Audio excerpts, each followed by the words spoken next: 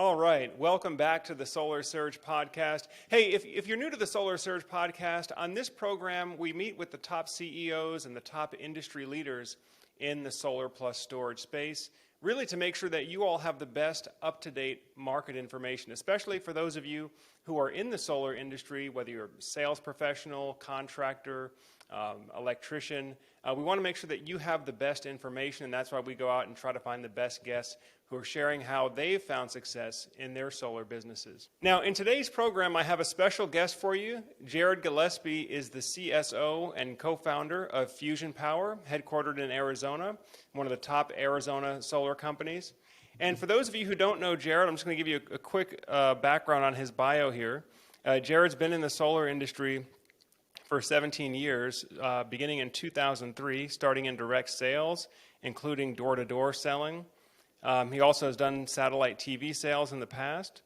From 2005 to 2013, Jared managed home security teams throughout the country.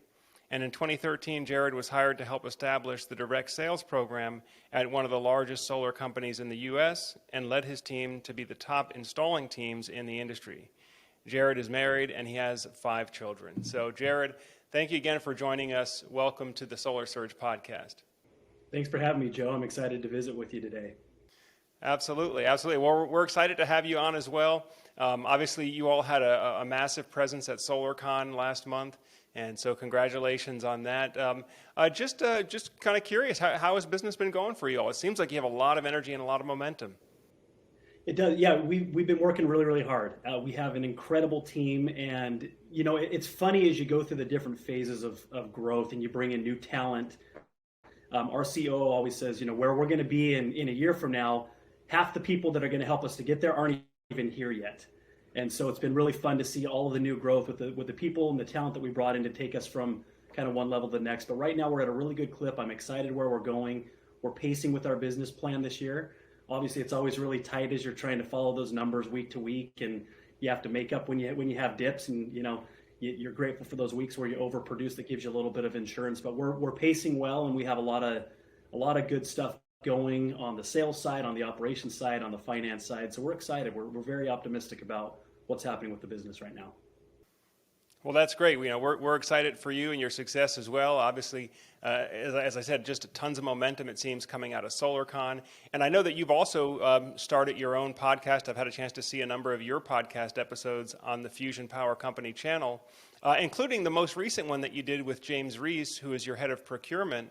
And I think I actually would like to dig into some of the topics that you touched on the interview with James, because, Jared, as you know, solar companies right now are facing some of the biggest headwinds that we've had, at least as long as I've been in the industry. Whether it's rising interest rates, whether it's tighter cash flow requirements in terms of being more difficult to draw advances for materials purchases and things like that.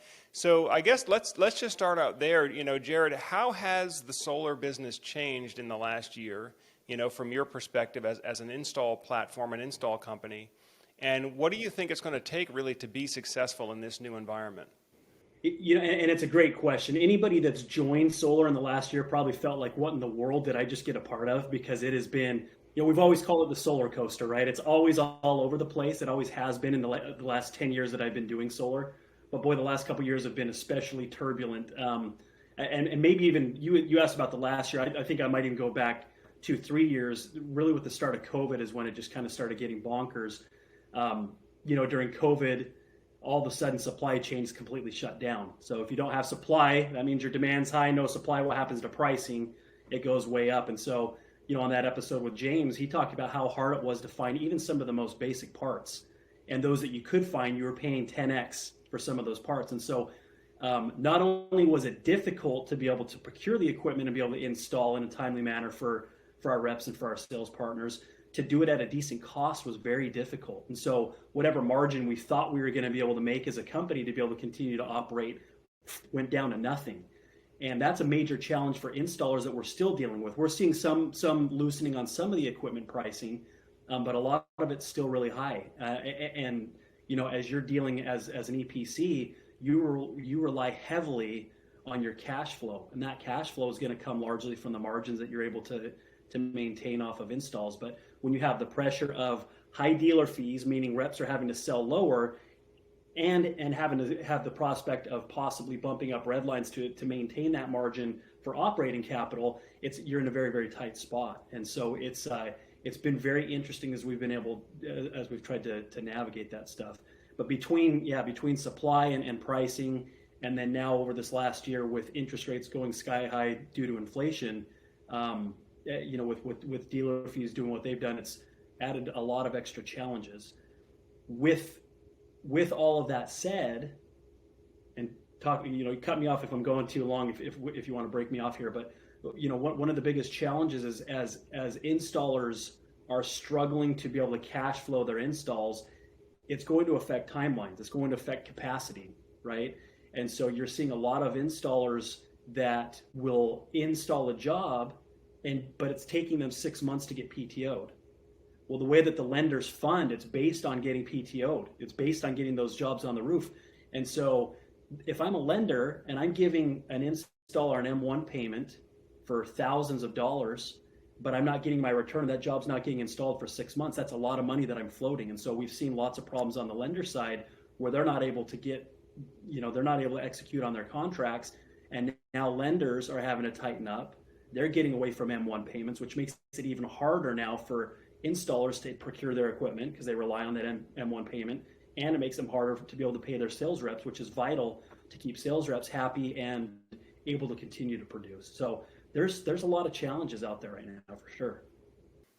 Yeah, and as somebody who has been on the contracting on the install side and now find myself more on the sales side of the business, I mean, I can understand the pressure that you have to deal with, especially when materials are not available, or if the material cost changes violently, you can't necessarily just immediately pass that through to your dealers in the form of a higher red line, or can you? Because I haven't really seen that, even though I know that's an issue that you've had to deal with on the EPC side.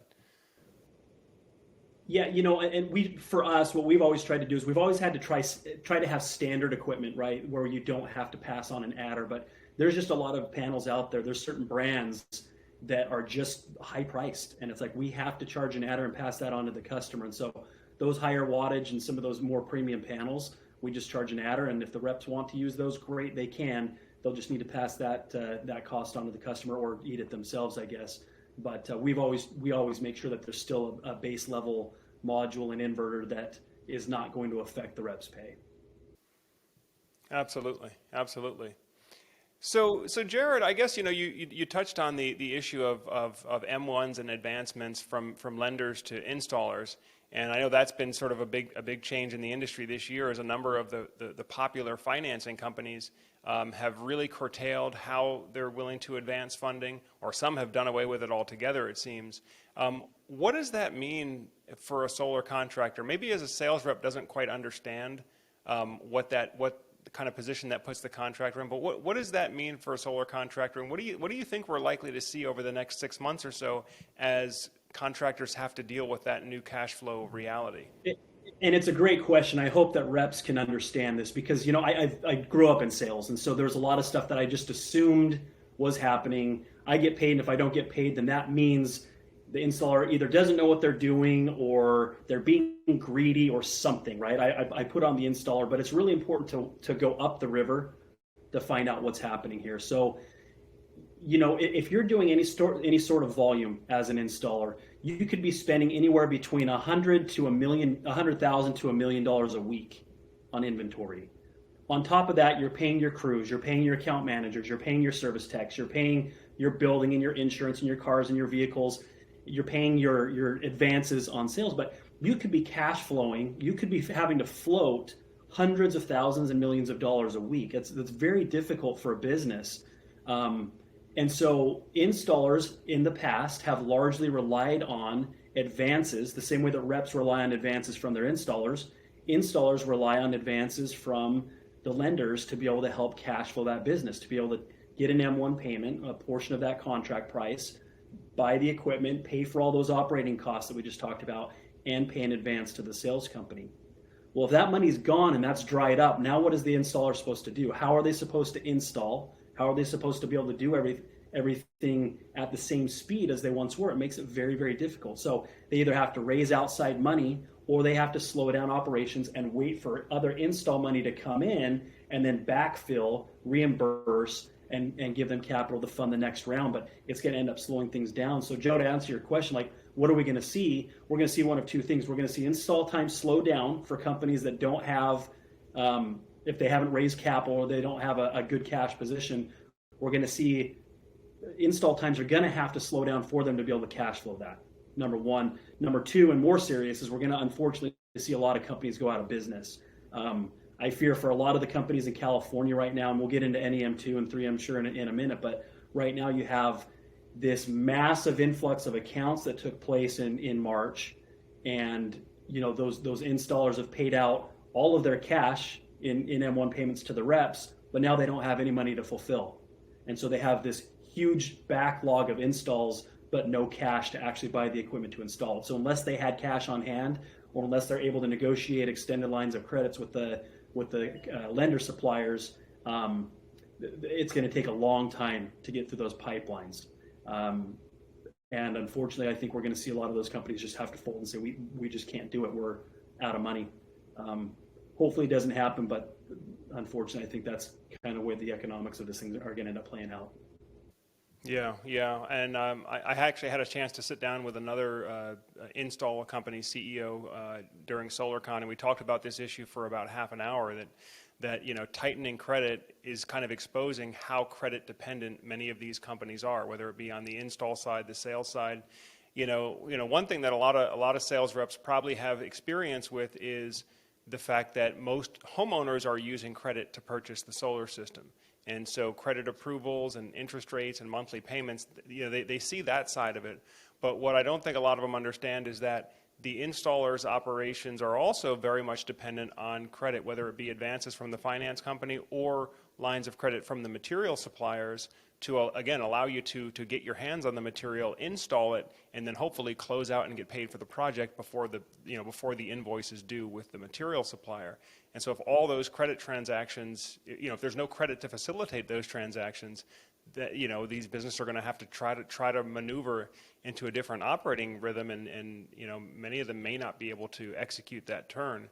I guess we'll see. I mean, the biggest one that we've heard of recently was Power Home and their bankruptcy, but I'm hearing that other companies that may have been in a marginal cash position going into all this slowdown, they may be left by the wayside with all this. I don't know. What are your thoughts?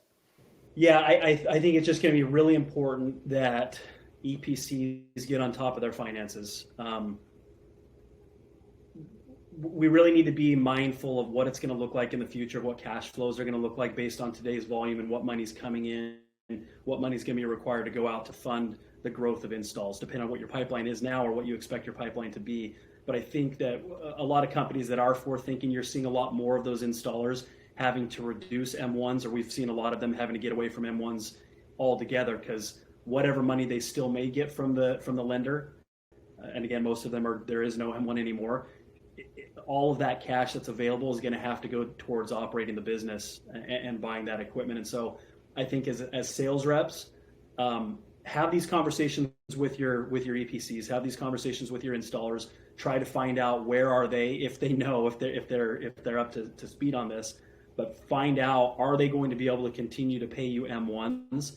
If not, then what does that mean for you as a sales group? Well, as a sales group, you're taking 95% of the margin on commissions, on profits on these jobs, and so hopefully you've been smart and you have a cash reserve.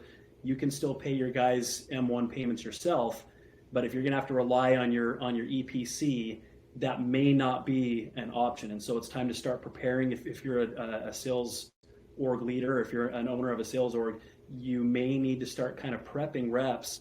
M1s may be a thing of the past here in the next several months, depending on what happens with the markets. But you need to prepare for that, because as we know, most reps are not able to go sell a job and then wait 6 months or 6 weeks to get paid, or 8 weeks to get paid, or whatever that is. And so you do need to come up with a contingency plan and make sure that you're either hitched to the wagon, to an installer that is still able to maintain M1 payments, or you are going to have to cash flow it yourself, figure out some way to be able to maintain and get these guys going. But obviously sales is always the answer, right? If you have a good pipeline and you constantly have installs coming in, you don't need to rely on M1 payments. And so anytime somebody gets upset or anybody talks to me about, I don't like the idea of an M1 payment going away, I'm like, I get it, but you can easily solve that problem just by consistently selling every week. You're always going to have an install every week, which is way more than your M1 payment anyway, and you'll have plenty to live on. So that's going to be the short answer, is just, if you want to avoid this problem, make sure you're consistent in your production. Absolutely. No, I mean that sales solves all problems pretty much, right? And now is not a time to retreat. I mean, if you're serious about being successful in this business long time, now is not a time to retreat. Although now may be a time to, as you said, if you haven't already, make sure that you have some sort of an emergency fund or the ability to cash flow your operations if there's a short-term disruption in your income. And it is important, though, even if you are consistently selling. We went back to that idea of the backlog, especially in California. I mean, right now you put a new deal in the pipeline, that's like getting on the freeway in rush hour out there. That car's not moving, right? That job's not moving forward. It's got too much in front of it. And so make sure that you're very aware of what your installer's pipeline is looking at and what their capacity is to push those through and get through. So it's going to be a function of both their personnel, how many teams do they have, how well are they able to process on the design side, on the accounting and account management, project management, on the permitting, utilities. How fast operationally are they able to move, and what kind of capacity do they have there? And then also what we've already talked about: do they have the cash or do they have the inventory already in place that they can fulfill and get those installed right when they're ready and approved to be installed? So those are two things that you really want to make sure that you're paying attention to if you're a sales group out there. Absolutely. Yeah, and that was actually going to be my next question, is because, we saw, like I think many California companies, we saw, and not that Solar Surge is the California only company, but we did a lot of business in March with our California installers because of people wanting to get in before the NEM 2.0 to 3.0 rule change. So can you explain a little bit from your perspective, as an install business, what does that look like and what does that do to your business where you have a huge spike in sales? Let's say you have triple or quadruple your normal volume, but then you have it fall off to maybe half the volume that you had before all that. Like, what does that do internally? Yeah, so I mean, what you hope to do is you hope to be able to maintain a volume or be able to predict a volume, right? And so it's so important that you have a business plan and that you get good forecasts from your sales partners as an installer. Because I need to know if I sell, 20 jobs this week or 50 or 60 jobs this week, well, in 6 or 8 weeks from now, whenever that job is ready, I need to be able to install that. I need to be able to have the capacity. So I need to say, if I've got 60 jobs here, well, then I need to have 15 crews by this date. And if I have 15 crews by this date, before then I need to have this many designers, this many account managers. I need to make sure I have the trucks, and I need to make sure I have the inventory. And now we take that. Now, what's the cost of all those? Do I have the cash to start hiring now? Do I have the cash to start buying and ordering that equipment right now?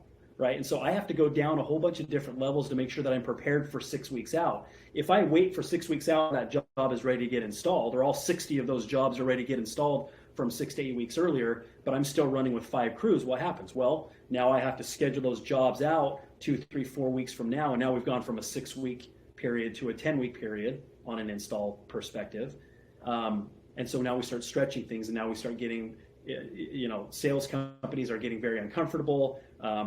Attrition starts coming through. Customers get tired of waiting, and so we see them start dropping out and cancellation rates go up.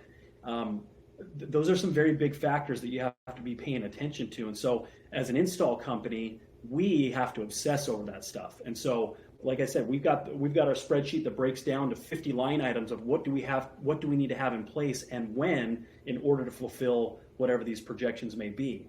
Now, going back to your question, when you have a huge influx of volume that you're not prepared for, that's what the effect is going to be. You're just simply not going to be prepared for it, and your timelines are going to end up slowing, and you're not going to have the cash to fund that operation. And so the fallout will end up being longer timelines, cancellations, and probably losing some of your sales companies. So that's on the front end. Now on the back end, what happens? You had all of that volume. The installer's now working really hard to fulfill that volume, and now it just drops off. Well, now you're overstaffed. Now you have too many people, and now you're dealing with having to do a bunch of layoffs. And that's obviously never fun either. We never want to have to see and cut crews and get rid of other people. That's never what you want to do. And you've sunk all that cost into buying all these extra trucks that you're not going to need now, and they're just going to sit in the parking lot until hopefully you can ramp back up again to that same volume. And so it's really important. Anytime that you have a spike in volume, you've got to make sure to be able to follow that up. So as an installer, I need to make sure, how do I ensure that my sales companies continue to pump that volume? Number one, I need to make sure I can fulfill it, right? We just talked about that. But number two, how do I keep them continuing to sell? The only way I can keep them selling is if I can fulfill for them on a timely basis. Because the second that slows down, their production is going to drop, and I'm going to end up in that problem. So how do I keep getting them to sell? I got to be able to maintain. I got to forecast correctly, have my operations in place, and then stay really close with my salespeople to continue to bring in that volume, so I can continue to maintain. Otherwise, I'm going to have to deal with layoffs.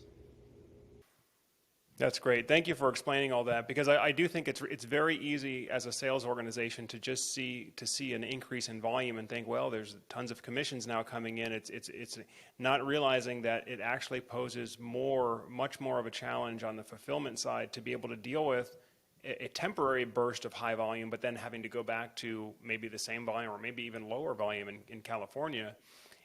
Because as you said, you can't just buy a bunch of trucks and hire a bunch of people and then have to let them go 1 or 2 months later once the pipeline is clear.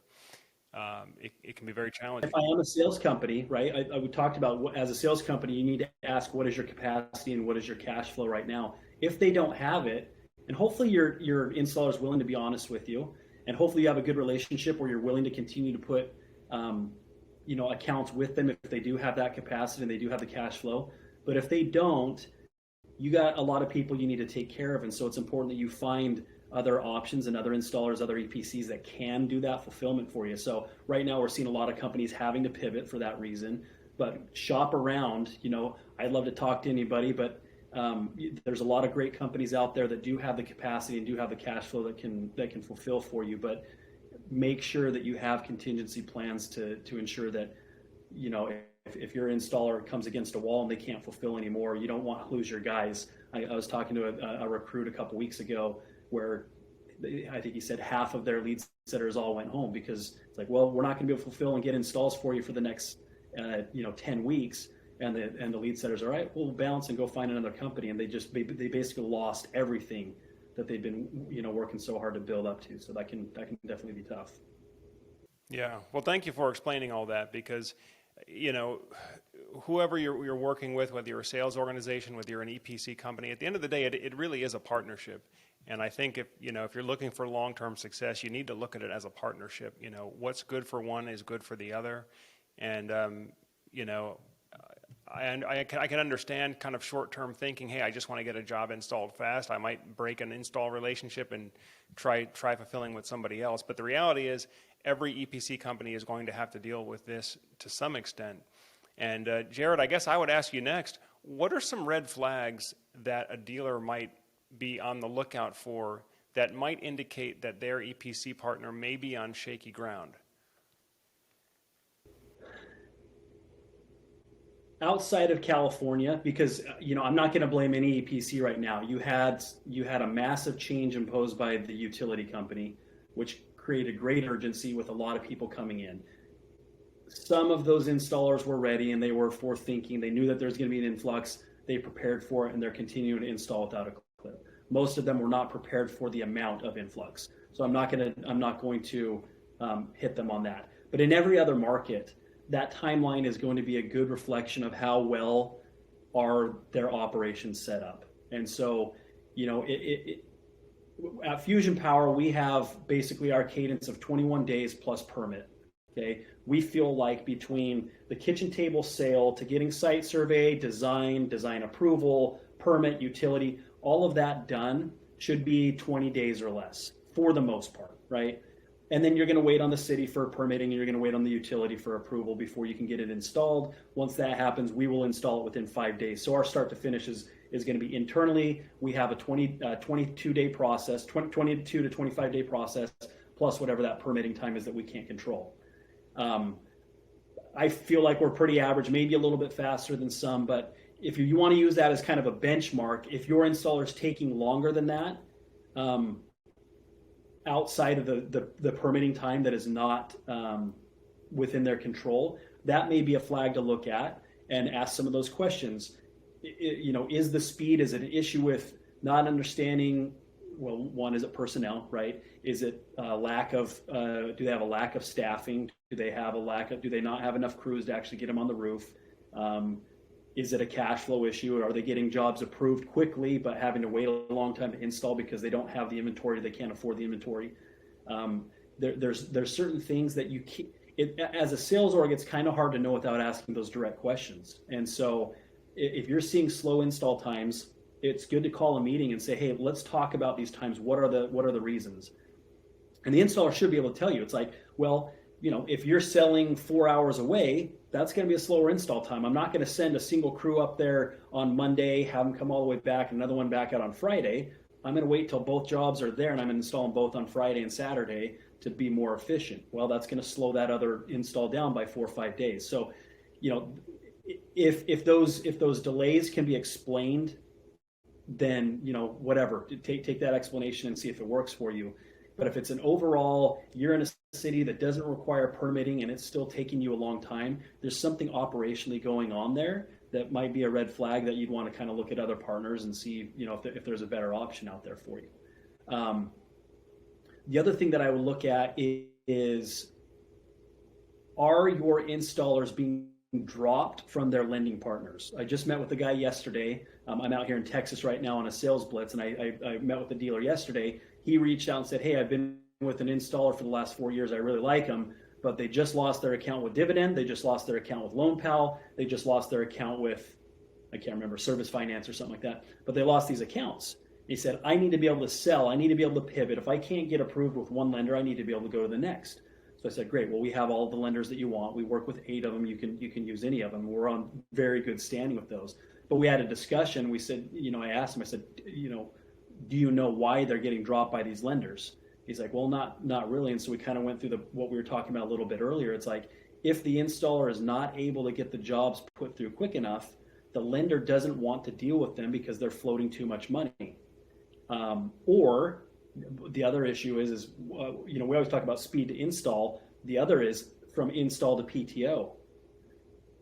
Customer's going to start getting billed after install, but if that PTO doesn't take place for another 3 months after it's been installed, that's 3 payments the customer's making. They're unhappy. The lender's getting complaints, so the lender's going back like, we can't deal with this installer anymore. They're too slow. They're not getting jobs processed. They're not getting them finished, right? We can't approve funding on these jobs, and they're just sitting there empty for a long period of time. And so when you have unfundable jobs, or you have jobs that simply are not getting PTO'd, the lenders can't. They've got people they answer to as well, right? They've got their own investors. They're going to end up having to cut off those individual EPCs. And so if you see your EPC losing funding options, that's going to be another big red flag to look at. Absolutely. Well, I know we didn't really intend for this to be a plug for Fusion, but if those folks that are out there, maybe they're interested in looking at a new dealer relationship, or maybe they're just getting started in the solar business, how would a sales organization go about approaching Fusion Power? Yeah, we'd love to have a conversation. You can reach me, and maybe you can add my information at the bottom. But if you just go to fusionpowerco.com/dealers, there's a dealer landing page that you can fill out, and we'd be happy to get in contact with you.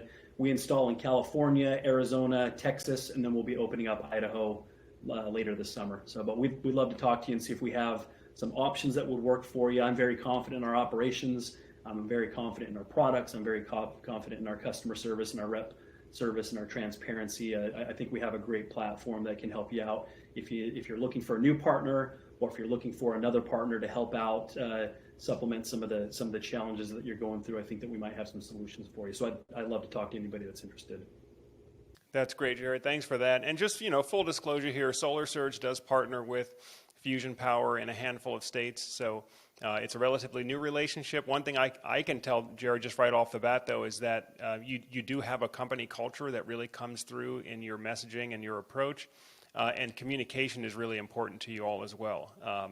I understand we would all like to, be able to throw unlimited budget into having the best software and everything perfect, but the reality is you can tell as a dealer that communication and kind of keeping everybody on the same page is a priority for you all. So we're really looking forward to the growing the partnership here.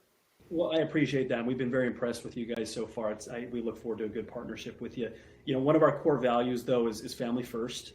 And part of that is we want everybody to feel like they are part of a family and that there's that kind of a relationship where there's trust and communication and friendship there. And so we're very big on the customer side, on that side of the coin, making sure that they know exactly what's going on throughout the process, that they're getting automatic texts and emails at every time that project status gets updated, that they're getting live phone calls from our customer liaison so that they have a good, clean experience, which on the other side of the coin alleviates a lot of that extra work from our sales partners. But we also want to make sure that the partners are apprised of everything that's going on. And so they have they can log into the account and see exactly what's going on with that account and see all the statuses and sub-statuses and all of the activity and notes and be able to chat with an account manager if they have any questions. But that communication and that transparency is a big deal for us. Most people can tolerate delays and problems. Solar is a very complex construction project. There's no ifs, ands, or buts about that. Some jobs go smooth, but most of them have some sort of a trick that we have to figure out. Most people understand that and they're okay with it as long as they've been told as to why. It's when there's a lack of communication that it's like, what's going on here, frustration, and then disillusionment. And so we're very big on that communication. Excellent. Well, I'm curious. So you mentioned that you're expanding into Idaho as well. Can you tell us a little bit about the Idaho market and why did you choose that to be sort of the next territory, the next frontier for fusion power? Idaho is kind of I'll say it's a bit of a gamble for us. My partner, Tyler McAllister, he's from there. He loves the state. He has a lot of connections up there. We understand that there's a lot of sales groups up there that are very unhappy with their current operations partners, with their current install partners. And we're confident in our operations. We're confident in the way that we run things, and we feel like we can give them a solution. The other side of that is it's somewhat of a new market. It's kind of one of those sleeper markets that you have a lot of influx of people moving from California and moving from other states into that Boise market. So we think that there's a lot of growth there, and the growth is going to come largely from people that are open-minded and looking for solutions to energy. The utility up there is a little bit of a wild card. They were proposing, and we're still unsure where they're landing on this, but they were proposing a change to the way they're doing their solar buyback. So we'll kind of have to play that by ear and see what's going on with that. But it looks like they're going to kind of follow what Utah did, and they're going to give a specific buyback, which is very similar to a lot of states anyway. So we're used to it in Arizona. We know how to sell it. We know how to train on it. So we feel confident that it can be a good market where we can have a lot of market share. Sounds good. Now, I'm also curious, especially with the rule change in California and the potential that other states may follow suit with changes to the net metering policy, how does battery storage fit into Fusion Power's offering now, and where do you think that's going to be going in the future? I think certainly the California market is going to lead the way with that. And for, simplicity of sale, I hope that the other utilities around the country don't do what PG&E or what California has done, specifically PG&E, where the buyback is so low, which forces the battery nearly. Now you can still get away. I'll back up a little bit. You can still sell solar in California without a battery. You do a daytime offset, which is great. But if you're trying to do a full offset, you're going to need to have battery power to do that. The pricing of energy in California is so high that between solar and battery, your payment on that is still going to be equal or less to what you're paying right now. Most states, though, are not as high as California, and so the proposition of going solar with a battery as a savings proposition is not there. And so reps are going to have to change the way that they pitch. They're going to have to change the value proposition on what it is that they offer their customers if they want to include that, which is going to be forced on us if these other utility companies do that and get rid of their buybacks completely like California utilities have. But for right now, where you still have really good buybacks, and in some states where you still have actual net metering, full-on one-to-one credits, the batteries aren't necessary quite yet. We do want to be prepared for that, though, right? And so we're making partnerships with our battery suppliers. I'm really excited about some of the new technology that's out there with higher amperage output that allows you to power higher load items like central air conditioning. In Arizona, where our headquarters is, we've had a challenge getting a battery adoption because people in Arizona, it's like, well, I don't know why I would pay $25,000 for a battery if I can't keep my house cool if the power goes out. I'm like, yeah, well, we use a lot of power with those two AC units. You need a pretty beefy battery to make that happen. And so the technology's there now though. We just joined up with Stores. If you guys saw them at SolarCon, they had a great booth there, but they've got the capacity to do that. And there's other batteries like Franklin and Palm Cube and some others that will allow that higher capacity. So I think the adoption is going to go up now that the capacity is higher. It's more going to be a function of pricing and reps getting into being willing to sell above the current pricing that the customer's paying for their regular utility. Yeah. And one of the things, so I was one of the first guys selling batteries here on the East Coast, and we've never had a value, like a financial value proposition to make with the batteries. It was always about security and peace of mind and self-sufficiency.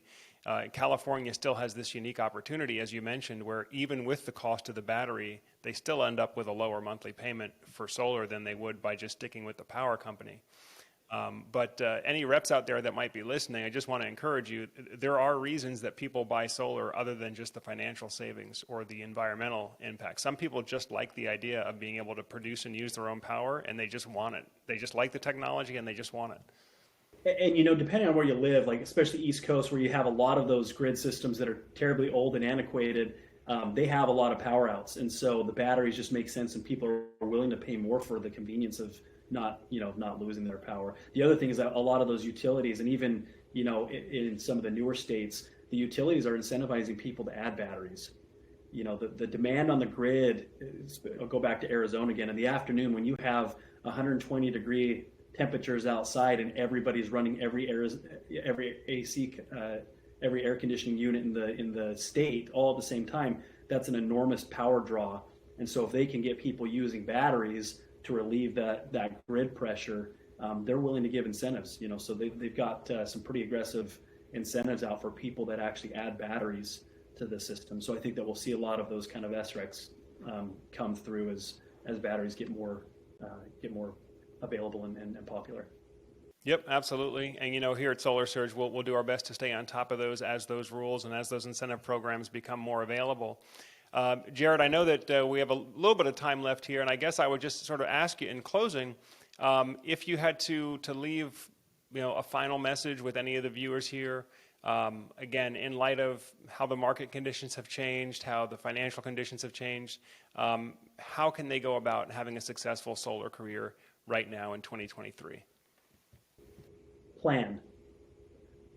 We're all very, very busy, and we all want to grow. We're all, if you're on the sales side, you're recruiting hopefully nonstop, and hopefully you're training nonstop, and you're trying to grow and bring in more accounts. But take the time to think and plan and write out your plan. Anticipate what are going to be your challenges. We've talked a lot today about the challenges you'll have with your partners. Discuss those challenges with their partners and see how they're dealing with those, and make sure that you're on board and that you feel good about the way that they're handling things. Make sure and ask those questions about their cash flow, about their capacity, about their forecasting, and what they have as far as getting ready for future growth. Make sure that you find out what their relationships are with their lenders. Look at their funding times. Take time to actually do that research and talk to your install partners so that you're not on the wrong train here, right? When I spoke at SolarCon a couple weeks ago, I talked about hitching your wagon to the right team. You have to be with a team that knows what they're doing. So take the time to research on the install side. And then on the sales side, make sure that you're doing a good job training. We have such an awesome opportunity with solar right now. It's a booming industry. It's growing like crazy, but we're still in our infancy. As you look at the projections of where solar is going to go, we're very, very small of where this thing is. And so there's a huge market share. There's a huge opportunity for all of us if we do it the right way. But we're growing so fast as a sales, I'm going to call a sales org across the country, that we're not taking the time to properly educate and train our people. And there's so much misinformation given out to customers that make them upset, right? And when you have customers that are not happy with their systems because they were told that a 50% offset was going to eliminate their bill, or that a retiree was told they were going to get a $30,000 check from the government for going solar, or that a 9 kilowatt hour battery was going to give them 100% of their power, including their AC unit. Those kinds of things are going to result in complaints. Those complaints are going to hurt your installer. They're going to result in attorney general complaints. You get enough of those, then it goes to your different legislative branches, and now we have problems with additional regulations, and you have additional documents from the state that customers have to sign. You have additional welcome calls that they have to do from lenders. You have additional licensing that you have to get in order to sell solar. So all of those things are going to end up making it more difficult for us to continue to move at the pace that we want to move. So please take the time to train yourself. If you don't know everything that you need to know, get the training you need. And if you don't have it, go talk to your installer, because they'll be able to provide it for you. They're the ones that have to deal with the brunt of all the customer complaints. They will be happy to correct anything that you don't know. Number one. Number two, if you don't have a good training platform for your people, then subscribe to some of these online, training. You subscribe to Knockstar or to Solar Academy or to D2D. Those are some really good sales tools. But as far as the technical and understanding how batteries work and how, utility offset's going to work against their bill, like that's stuff that you really need to sit down with your installer and figure out and teach your reps.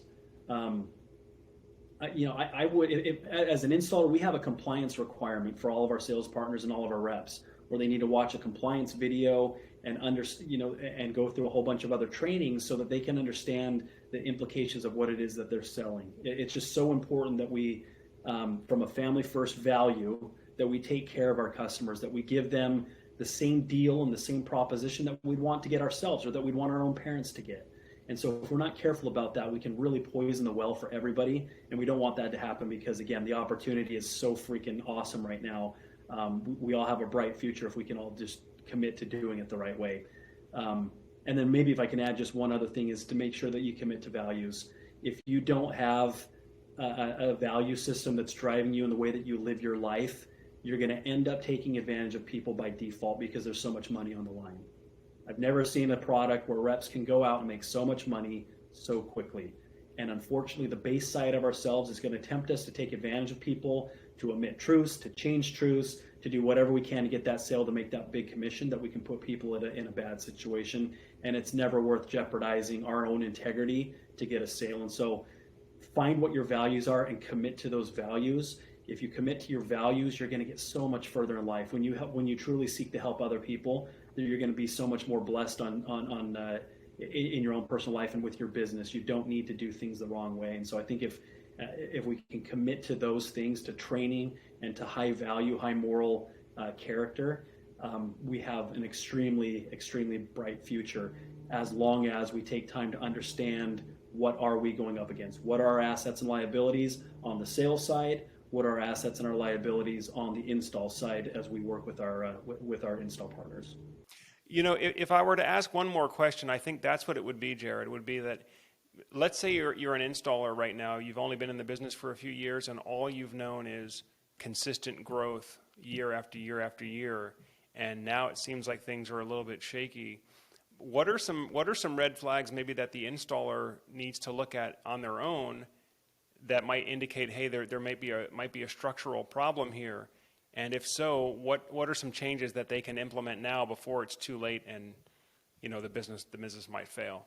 I will tell you that is such an awesome question. It's a question that we deal with all the time, right? While we are growing, we're not growing at the clip that I want. I think we're going to be almost double what we were last year, but it's still under where we want. So I look at what is affecting our growth, and so it's like, gosh, there's so many different factors at play, and you can never know for sure what it is. And so that so much of our discussions are, what are we missing? And we're looking at our competitors. What are they doing with their sales orgs that's getting them more production?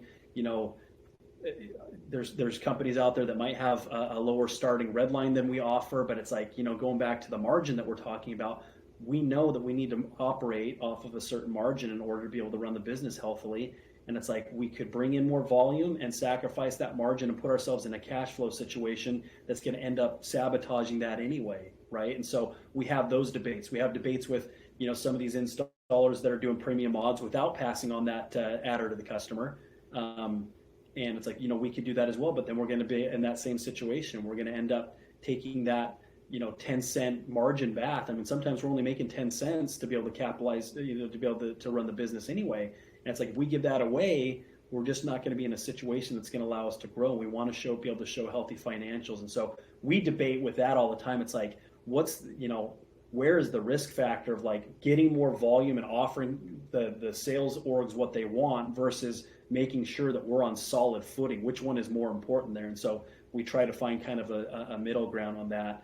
But as we're looking, one of the red flags I see is if I've got a sales org that's been with us cranking, and all of a sudden their volume just drops off, we did something wrong. I don't know if we did it wrong operationally. Did we miss the mark on communication? Did they get recruited by another vendor that offered them a better deal or what they think is a better deal? And so, when we see that happen, now it's operationally for us. How do we make sure that we have the bandwidth to have a good relationship with all of those, with all of our sales companies to find out, what did we miss something? How do we earn your business back? Or did your volume just drop as a sales org, right? As dealer fees go up, it's getting a little bit harder. And I think we've seen, you look at May's number or April's numbers to May's numbers industry wide, we've seen a little bit more of a dip than we typically see, which is going to be very, I think, respective to what we're seeing with the cost, where most reps are selling solely on savings, and that savings margin gets smaller and smaller. I think that we're seeing reps are having a harder time closing deals than perhaps they have in the past. And so that could be another thing at play here as well, which means, okay, great. We need to be able to provide better training for our direct reps, and we need to be able to get somehow in front of our sales partners and see if we need to help offer some training there on how to sell solar as a benefit, even though the savings margin isn't quite as high. So there's if I had a crystal ball and I had that answer, we would gobble up the whole market, but I don't have that. But that's a daily thing that my job I'm trying to figure out. Well, I think there's some great nuggets of wisdom in there, and hopefully that message is getting to some of the right people out there, because I know through my personal experience, I know what it's like to be an installer and to not have a really firm grasp on everything that's going on inside of your business financially, and you feel the market pressure to, well, I've got a discount or I've got to cut here or there. And if you don't really know whether you can afford that or not, that those type of decisions could put you out of business. So, Jared, I think this is great information. I'm trusting that this is going to get to who needs to hear it out there. And again, I know we're kind of running short on time here now. So, if there's any one other thing that I probably love to discuss too is and maybe you say this in your monologue at the end, but sales orgs. I know this is hard for you to hear, but you really need to want your installer to be profitable and have success. You want your installer to make money, because the more money they can make, the more sound operations they can provide you. If somebody gives you a bottom of the barrel red line right from the beginning, translation is, I don't offer you any other value than what's on this paper here. I'm not going to be fast. I'm not going to communicate. There's a whole list of things that I'm not going to be able to provide, because if I did provide these things, it would cost me money to do so, because I need to hire staff. I need to have more equipment on hand. I need to invest in software. If I'm going to provide you with a good experience, I have to invest in that, which means I can't afford to pay you the same red line that somebody might. So think of it this way: is like, if I'm a nickel or 10 cents higher on a red line, I should be getting a much better experience. And if I'm not, then great, yeah, go chase the lower red line. But typically a company that's going to offer a higher red line, the reason they're doing that is, one, they understand their costs, and two, I guarantee you that they're investing into their program to give you a better sales platform that's going to get you a better experience, that's going to get you more volume, and obviously more volume is going to make you earn far more money than you would elsewhere. Yep, I agree 100%. 100%. You get what you pay for. And again, folks, for what it's worth, I mean, here at Solar Surge, we do the most sales volume with our installers that have the highest red lines. It's not about a race to a bottom. It's about a long-term relationship. If you win, they win, customer wins, everybody wins. Well, Jared, thanks again for all your time this afternoon. I know you've got to get running to the next engagement here. But again, I look forward to catching up with you on another podcast or at the next industry conference, and I wish you success in your business. Love it, Joe. Thanks so much. Good luck to you as well.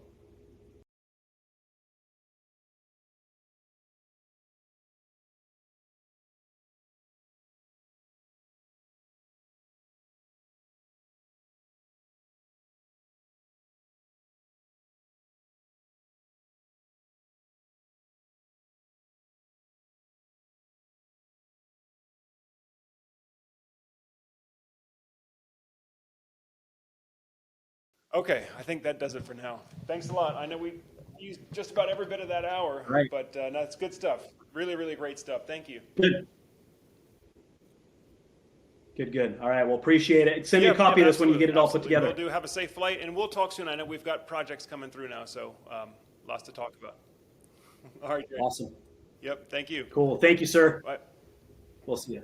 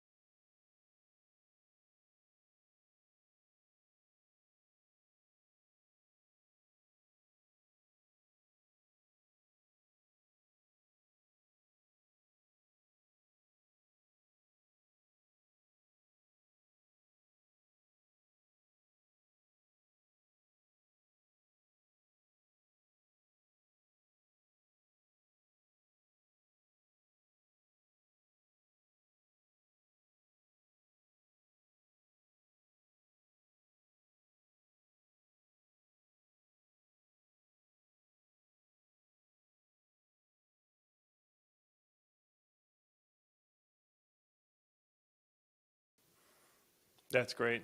That's great. Folks, I hope you're listening out there. Again, this has been Jared Gillespie, CSO of Fusion Power Company, headquartered in Arizona, now operating in 4 states, it sounds like. Jared, thank you very much for taking time to share this knowledge, wisdom, and to share your time with the Solar Surge audience. I hope to catch up again with you sometime soon. You're welcome, Joe. Great talking to you, and I appreciate the opportunity. All right. Until then, until next time.